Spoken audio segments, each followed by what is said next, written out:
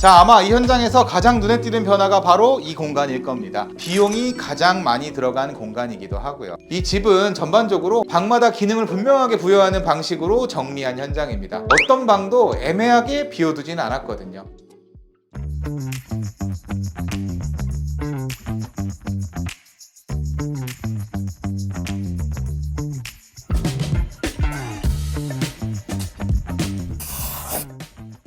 안녕하세요 구독자 여러분, DTRD 대표 백주현입니다. 오늘 보여드릴 현장은 종합 레미안 라센트 43평형 리모델링 현장입니다. 아이 둘과 반려견이 함께 사는 4인 가족의 집인데요. 이 집의 특징을 한마디로 말씀드리면 방마다 기능이 분명한 집입니다. 43평이면 넉넉한 평수라고 생각하시겠지만 막상 4인 가족이 살다 보면 수납은 늘 부족하고 방은 있는데 쓰임이 애매한 경우가 많아요. 특히 기존 안방처럼 면적은 크지만 잠만 자는 공간이 되어버리는 경우 그 면적이 아깝다는 이야기를 정말 많이 드렸었죠. 이번 현장은 그런 고민에서 출발했습니다. 안방을 과감하게 드레스룸으로 전환하고 복도 끝방을 오픈해서 공간의 흐름을 다시 정리했습니다. 공용부에는 디자인적인 힘을 많이 실었고 각 방에는 기능을 분명하게 부여했어요. 우드와 웜 화이트를 베이스로 집 전체의 톤을 하나로 정리한 현장이기도 합니다. 공간을 새로 만들기보다 이미 있는 구조 안에서 쓰임을 다시 나눈 집입니다. 지금부터 같이 보시도록 하겠습니다.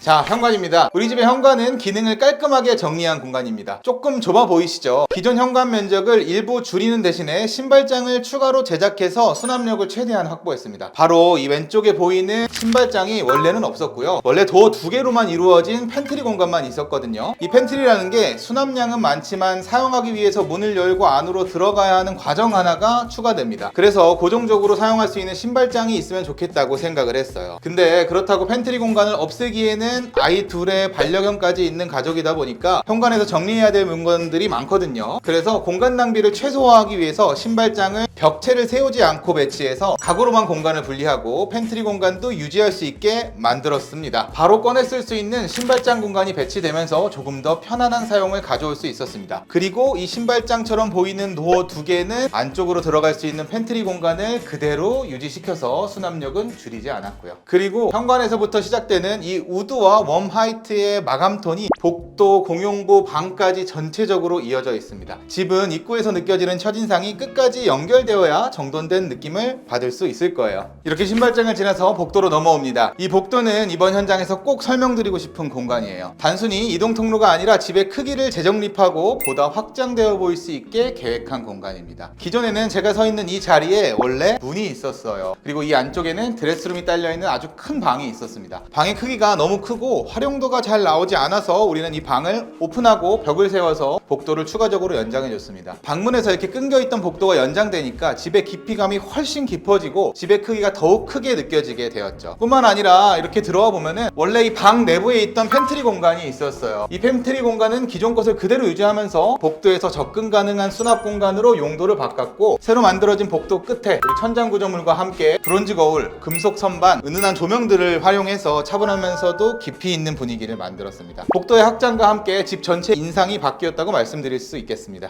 자, 공용부로 넘어왔습니다. 이 집의 소개는 이 공용부보다는 방의 기능들에 초점을 조금 맞췄었는데요. 하지만 그렇다고 우리가 공용부에 힘을 빼고 넘어갔냐? 그건 아니겠죠. 오히려 디자인적인 요소를 굉장히 많이 넣어서 시공한 집입니다. 거실과 주방이 하나로 이어지는 이 공간에서 중심이 되는 건 이 대형 아일랜드일 거예요. 가장 먼저 이 측벽을 허물어 주면서 아일랜드 정면의 형태를 잡고 뒷면에는 단조로운 형태를 피하고 기능을 더해주기 위해서 유리와 조명이 섞인 홈바를 같이 구성했습니다. 아일랜드의 디자인도 굉장히 고민을 많이 했는데요. 단순하게 수납만을 챙기기 위한 도어 마감을 가져간 게 아니라 가로로 확장되어 보이는 길이감을 살려주는 디자인을 세라믹 자투리와 우리 집에 사용된 우드 포인트 컬러를 섞어서 구성해줬습니다. 이것뿐만이 아니고요. 벽면을 보시면 거울, 우드 모양의 띠들, 세라믹, 도배 마감이 한 벽면에 나뉘어 들어가 있는데요. 세라믹이 연장되면서 주방 상판이 더욱더 길어 보이기도 하고 거울로 공간 자체가 확장되어 보이기도 하면서 공간에 리듬감을 가져올 수 있게끔 설계했습니다. 이렇게 전체적으로 돌과 우드 컬러 그리고 메인 컬러들이 섞여 배치되면서 굉장히 조율이 잘 된 주방이고요.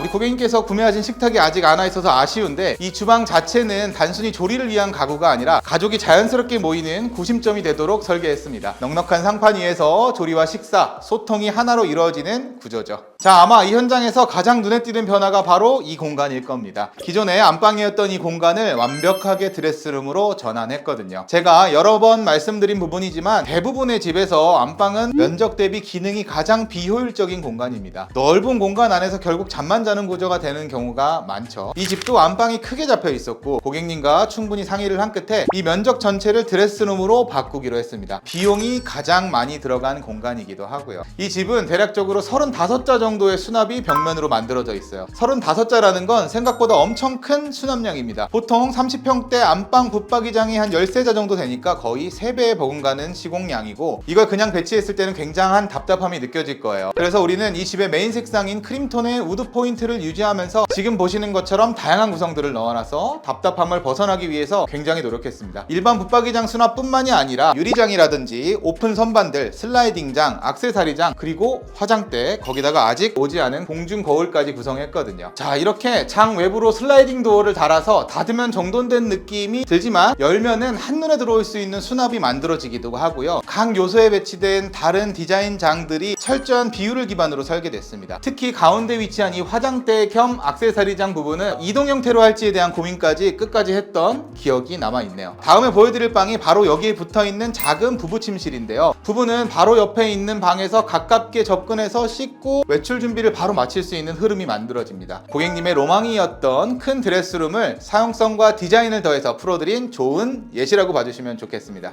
다음은 부부 침실입니다. 기존 안방을 드레스룸으로 전환했기 때문에 침실은 이 방이 담당하게 됐어요. 단순히 남는 작은 방에 침대만 넣은 게 아니라 이렇게 뒷가구와 프레임을 제작하고 데스크까지 함께 연결되도록 구성했습니다. 침대 헤드보드와 책상이 하나의 가구 라인으로 이어지면서 휴식과 간단한 업무 모두 가능한 구조가 됐죠. 자, 이렇게 아주 아늑하고 기능적인 침실이 만들어졌는데요. 이 공간에는 이 집의 전체에 쓰인 포인트 우드 색상이 메인 컬러로 들어와서 침실 특유의 아늑함을 더해 가면서도 집 전체의 컨셉에서 어긋내지 않게 하도록 하나의 흐름으로 이어지게 완성했다고 봐주시면 좋겠습니다. 마지막으로 간단하게 자녀분 방도 같이 보시겠습니다. 이 방에도 책상, 책장, 침대 프레임을 일체형으로 제작했는데요. 아이의 하루가 자연스럽게 이어지는 공간을 고민했습니다. 책상과 침대, 수납이 하나의 흐름으로 이어지되 침대와 학습 공간이 분리돼서 각자의 시간이 온전히 머물 수 있도록 구성했어요. 이 집은 전반적으로 방마다 기능을 분명하게 부여하는 방식으로 정리한 현장입니다. 어떤 방도 애매하게 비워두진 않았거든요. 각 공간이 누구를 위한 공간인지 어떤 기능을 담당하는지가 매우 명확하다고 봐주시면 좋겠습니다.